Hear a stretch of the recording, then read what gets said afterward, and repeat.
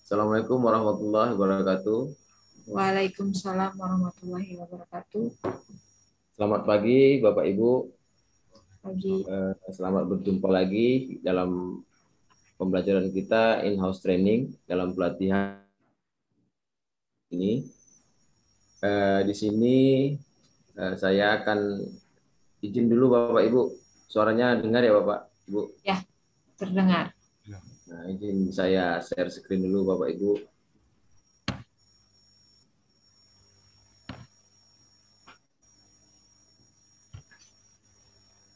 Ya, bisa dilihat gambarnya Bapak Ibu. Terlihat, Pak. Nah, lanjut Bapak Ibu. Ya, dalam in-house training kita pada pertemuan ini kita akan membahas tentang asesmen diagnostik. Ya, saya ingin membawakan materi ini. Mungkin udah kenal dengan nama saya, Bapak Ibu. Nama saya Muhammad Zulham dari SMK Negeri 1 Stabat. Stabat itu agak jauh memang Bu dari Medan. Iya. Apalagi mungkin dari tempat Bapak Ibu. Kita lanjut Bapak Ibu. Ini asesmen diagnostik. Jadi di sini nanti kita akan mempelajari tentang asesmen diagnostik. Mungkin Bapak Ibu udah mengerti atau udah paham tentang asesmen itu apa. Tapi di sini ada dalam paradigma baru di masa sekarang ini yaitu Merdeka Belajar dengan profil penguatan Pancasila.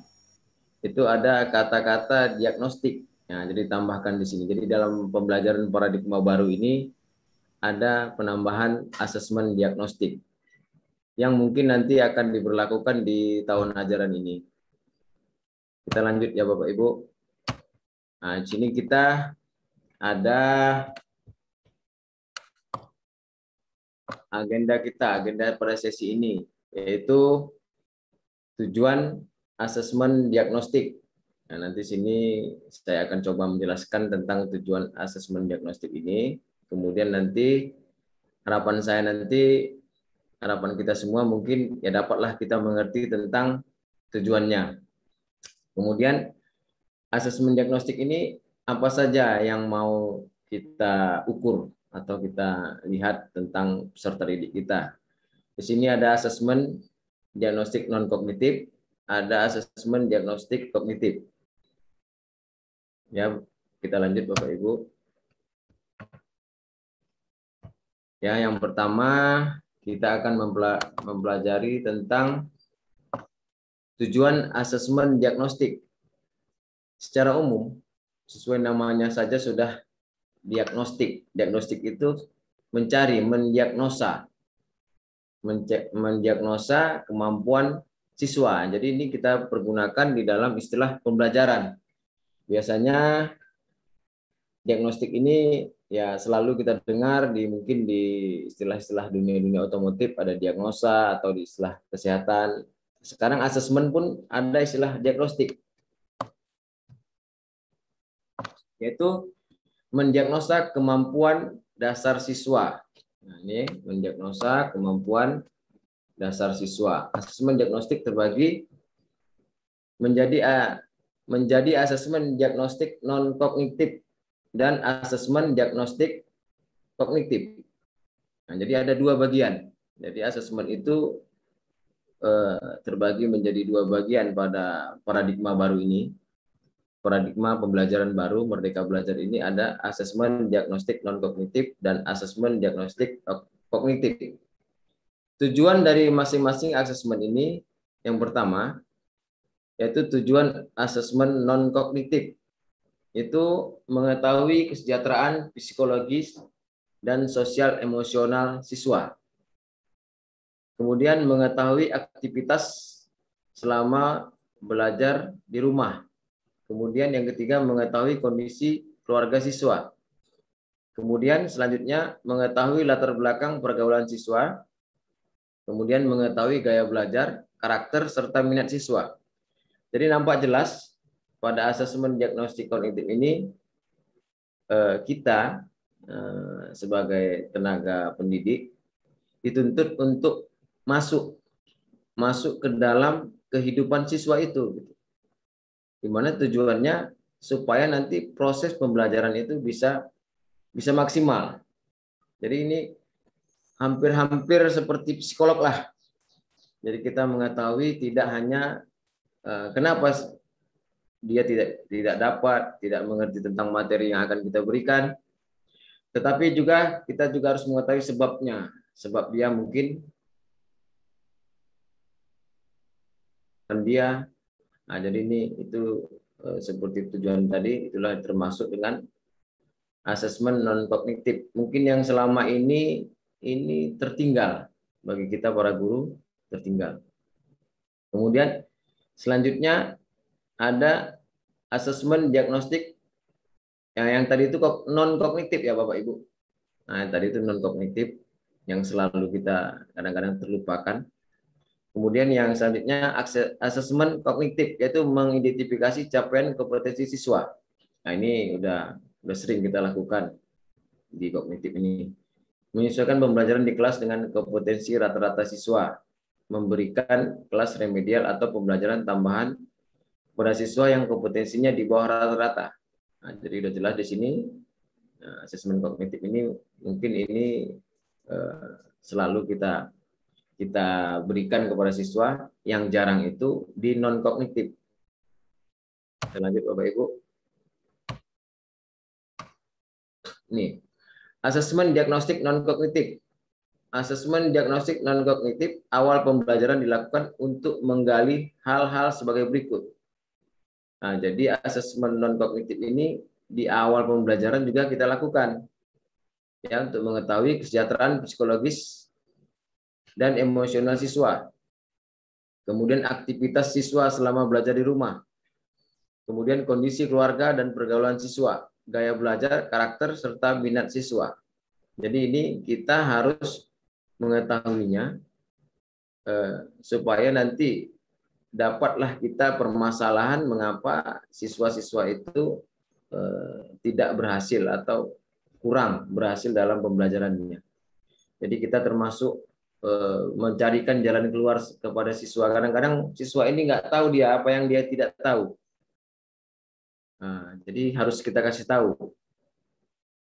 Di sini ada tip keterampilan bertanya. Di sini keterampilan kita melakukan atau membuat pertanyaan yang akan kita lontarkan kepada siswa untuk menggali non kognitifnya.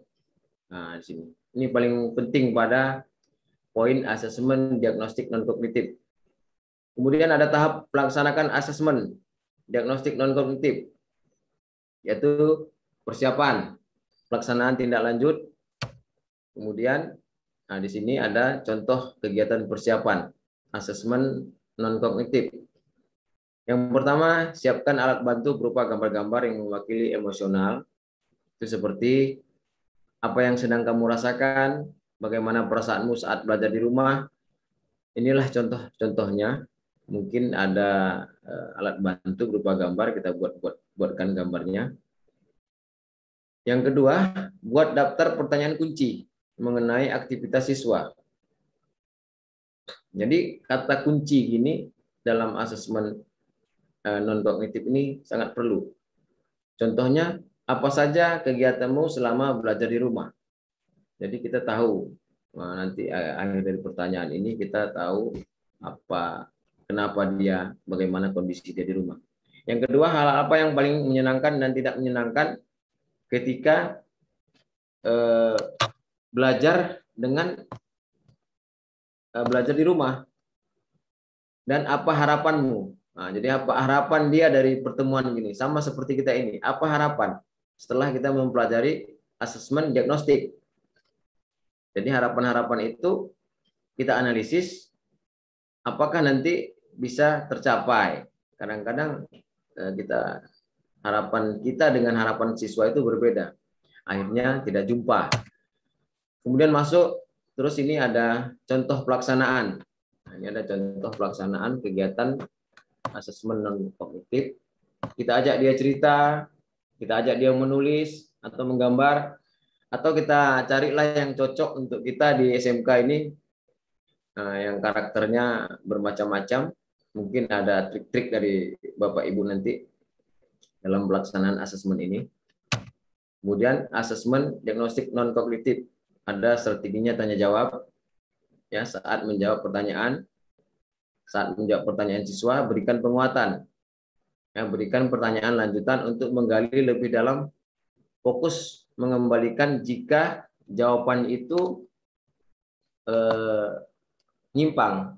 Nah, jadi kita ajak dia, kita bertanya dia. Kita tetap fokus pada pertanyaan-pertanyaan kita, apa yang mau kita gali dari dia. Kemudian saat siswa balik bertanya, saat dia bertanya balik, kita harus langsung menjawab. Ya, membantu siswa untuk dapat menjawab pertanyaannya sendiri. Jadi kita harus membantunya. Sehingga jawaban itu kita bisa tahu itu benar. Kemudian saat siswa menjawab pertanyaan, mencoba mengarahkan kembali pertanyaan. Memparafrasekan pertanyaan agar lebih mudah dipahami. Atau menunggu.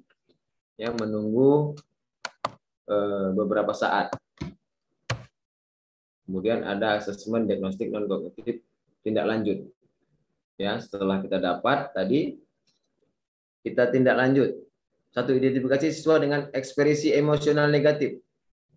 Ya, kita beri emosional negatif dan ajak berdiskusi 4 mata. Jadi ada hal-hal yang harus kita diskusikan 4 mata, tidak boleh orang lain tahu, merupakan rahasia pribadi. Kemudian yang kedua, menentukan tindak lanjut dan mengomunikasikan dengan siswa serta orang tua bila diperlukan. Nah, jadi di sini juga orang tua harus tahu kalau memang ini harus dibutuhkan. Yang ketiga, ulangi pelaksanaan asesmen non kognitif pada awal pembelajaran. Kemudian selanjutnya kita masuk ke asesmen diagnostik kognitif. Ya, ini yang terakhir dari sesi kita Bapak Ibu, asesmen diagnostik kognitif. Asesmen diagnostik kognitif ini bertujuan mendiagnosa kemampuan dasar siswa dalam topik sebuah mata pelajaran. Asesmen diagnostik kognitif dapat dilaksanakan secara rutin yang disebut dengan asesmen diagnostik kognitif berkala. Jadi dia bisa dilakukan rutin berkala pada awal pembelajaran, akhir setelah guru saya menjelaskan, dan membahas topik dan waktu yang lain. Kemudian asesmen diagnostik bisa berupa asesmen formatif maupun asesmen sumatif. Nah, ini ada tahapan pelaksanaannya. Tahapan pelaksanaan asesmen diagnostik kognitif adalah persiapan, sama seperti tadi, pelaksanaan, kemudian diagnostik dan tindak lanjut. Tetapi di sini ada kata penting. Guru melakukan asesmen diagnostik kognitif untuk menyesuaikan tingkat pembelajaran dengan kemampuan siswa, bukan untuk mengejar target kurikulum. Nah, ini sini terjadi lagi paradigma baru. Kalau dulu kita, ya bagaimana siswa itu menjawab UN dengan bagus, UN lulus dengan nilai tinggi. Nah, sekarang ada bukan mengejar target kurikulum, tapi ada istilah proses. Proses, biasanya kalau prosesnya bagus tuh hasilnya juga bagus. Tapi kadang-kadang kejadian sekarang maunya proses tidak ada, hasilnya bagus. Itu yang bakal ditinggalkan di dalam pelaksanaan kurikulum ke depan. Kita masuk kepada asesmen diagnostik kognitif. Contohnya, contoh kegiatan persiapan dan pelaksanaan. Buat jadwal pelaksanaan asesmen, identifikasi materi asesmen berdasarkan penyederhanaan kompetensi yang disediakan, pendidikan dan kebudayaan. Yang ketiga, susun pertanyaan sederhana, 2 pertanyaan atau dengan topik dan capaian pembelajaran baru, atau 6 pertanyaan dengan topik 1 kelas di bawahnya, atau 2 pertanyaan dengan topik 2 kelas di bawahnya. Jadi kita ingin melihat kemampuan kognitif dia sebelumnya, sebelum kita masuk kepada pembelajaran yang lebih tinggi. Kemudian asesmen diagnostik kognitif, contoh kegiatan tindak lanjut. 1. Lakukan pengolahan hasil asesmen. Buat penilaian dengan kategori paham utuh, paham sebagian atau tidak paham. Kemudian hitung rata-rata kelas. Kedua, bagi siswa menjadi 3 kelompok. Siswa dengan nilai rata-rata kelas yang mengikuti pembelajaran dengan ATP sesuai fasenya. Yang di sini ada lagi istilah fase. Ya, fase ini sesuai dengan perkembangannya. Kemudian ada siswa dengan nilai di bawah rata-rata mengikuti pembelajaran dengan diberikan pendampingan pada kompetensi yang belum terpenuhi. Yang ketiga, siswa yang selanjutnya, siswa dengan nilai di atas rata-rata mengikuti pembelajaran dengan pengayaan. Jadi ini siswa harus kita bagi menjadi 3 kelompok. Kemudian nomor 3, lakukan penilaian pembelajaran topik yang sudah diajarkan sebelum memulai topik. Nah, jadi sebelum memulai topik, kita melakukan penilaian topik yang terdahulu atau yang sudah kita ajarkan. Untuk menyesuaikan pembelajaran sesuai dengan rata-rata kemampuan siswa. Yang keempat, ulangi proses diagnosis ini untuk melakukan asesmen formatif dengan bentuk dan strategi yang variatif. Nah, jadi boleh berbeda. Ya, asesmen ini boleh berbeda bentuknya, jenisnya kita lakukan sampai siswa mencapai tingkat kompetensi yang diharapkan. Izin bertanya, Pak. Oh, iya silakan Bu. Di sini saya ada sedikit pertanyaan yang agak mengusik gitu kan karena memang kurang paham. Ya, di sini saya izin bertanya, kapan pelaksanaan pembuatan asesmen diagnostik non-kognitif dilakukan? Oh, oke Bu. Terima kasih atas pertanyaan dari Bu Herniawati. Di sini dari Bapak Ibu ada yang bisa mungkin menanggapi pertanyaan Ibu Herniawati ini? Mungkin Pak Eli Riswanto atau Bu Putri?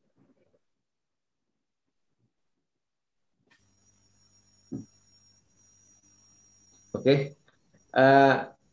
Pertanyaan tadi asesmen non diagnostik kognitif, asesmen diagnostik non kognitif. Kapan dilakukan?